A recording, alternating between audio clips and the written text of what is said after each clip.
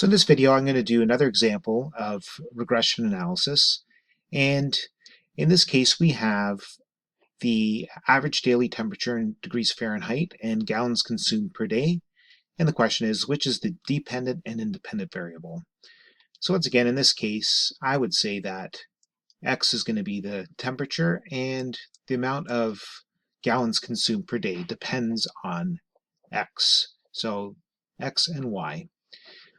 Now I'm going to set my calculator once again. First thing I'm going to do is clear any data. So second reset, second 0, scroll over, enter. And then I want to make sure, second stat, that I'm in 2 variable statistic. So scroll over and hit enter. And then I'm going to hit data and put my data pairs in up here. Okay, pause the video and make that happen, and then we'll go and find the correlation coefficient and so on and so forth. So after I entered the data points, I did check, but I'll check again just to make sure that all the points are correct. Right? Once again, make sure you don't lose marks for not having correct values in. 3 and 30, there we go. Okay, and so our information is set in there.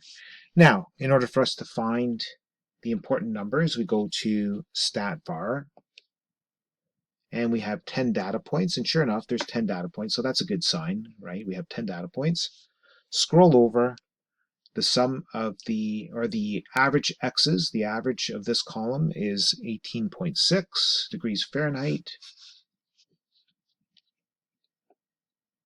And scrolling over, the standard deviation of this is given. If this was a population, there it is, standard deviation. The average of the y's is 19.2. Standard deviation of the y's, and so on and so forth. Here are the values for the columns if we were using the formulas. And I want to find the correlation coefficient, and here it is.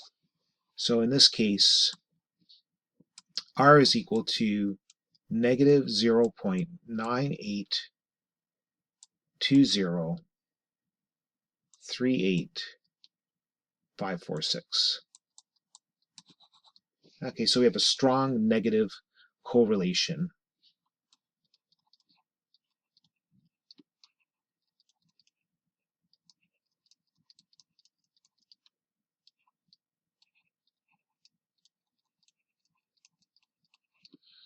As the temperature increases,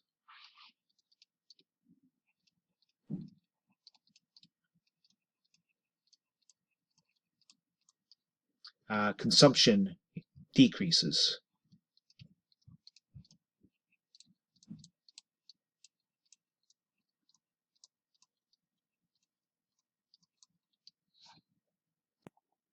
The next value, coefficient of determination, we're just going to take this value and square it. There we go. Hit the square button and enter. And so we get 0.96 and change.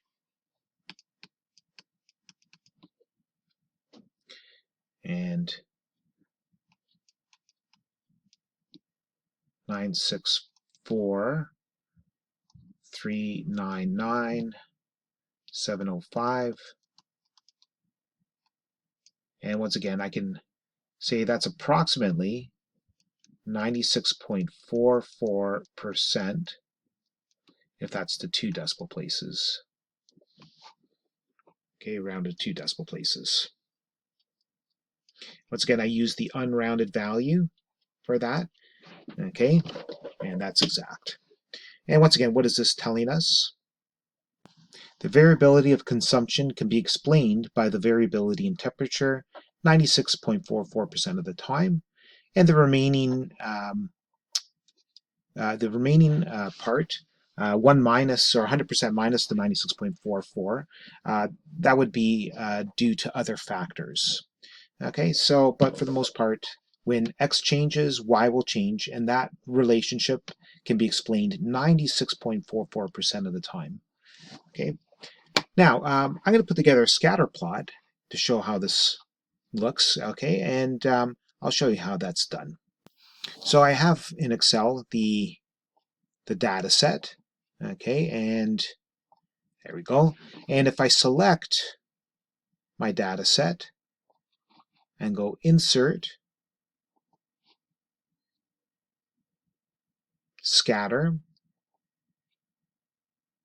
and choose this value here, you'll see that we actually get the scatter plot put together very nicely. And what I'm going to do is I'm going to move this chart so create its own sheet.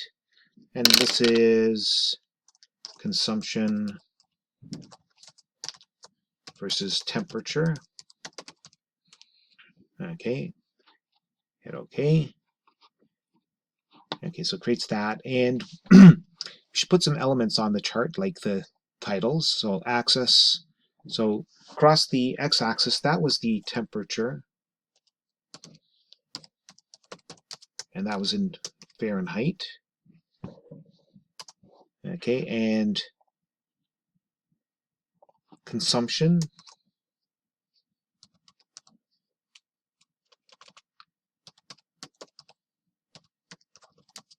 And that was in gallons, so you should always include your units. Okay, and once again, we'll say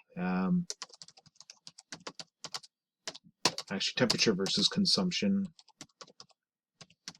is the title. And then I'm going to show you a couple more things.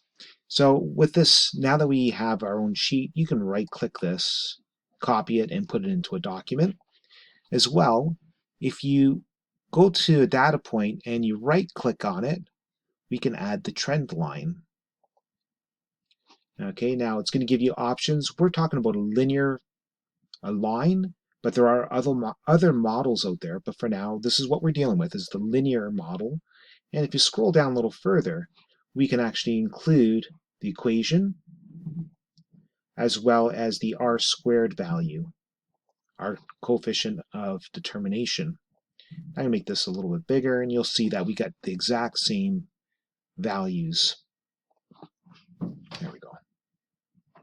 And let me move that over here. Okay, so there's our equation. Now, I also want to add that our model, the line, only will only be displayed from the minimum x value to the maximum x value. Everything beyond or below, we have no idea what the trend is. We can only use the data between our two x values, because we don't know, maybe after the highest value that we use, maybe things change drastically and it goes back up. We don't know. We can't speculate that. All right, so this is the line of best fit. Here is the slope, and here is the y-intercept. Okay, so it's a pretty straightforward process. Now, I do want to add as well that when you go to put your data into Excel, you want to make sure that your independent variables first and then your dependent. Okay, it just makes life really easy. Okay, so getting back to our example. Okay, so we took care of that. Determine the regression equation. Well, it's there on the plot, but as well from our calculator, if we scroll over in our stat bar, we will have the equation. So there's our A. Remember, A stands for the slope and B stands for the y-intercept. So to put this together, our equation is y prime is equal to negative 0.76569383 x prime plus 33.44190529. And then the last part of the question is to say, predict the gallons consumed at 20 degrees Fahrenheit. So we're going to plug in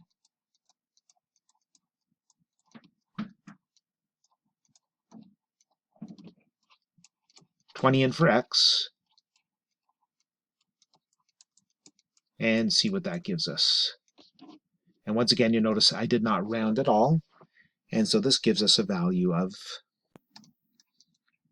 18.12802.864. And now I might ask to round to 1 decimal place, so approximately that many gallons. Now your calculator also has a built-in function. Okay, so if you go to your stat bar and you scroll over,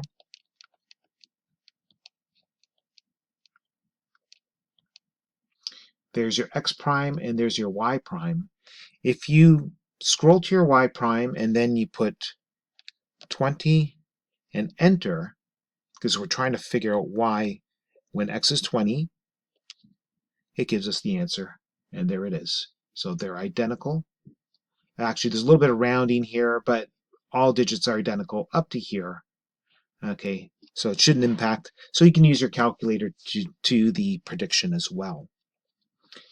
Okay, so just make sure that when you're using your calculator that you are careful with entering your data, double check your data, and as well, just make sure that you transcribe these values properly onto your page.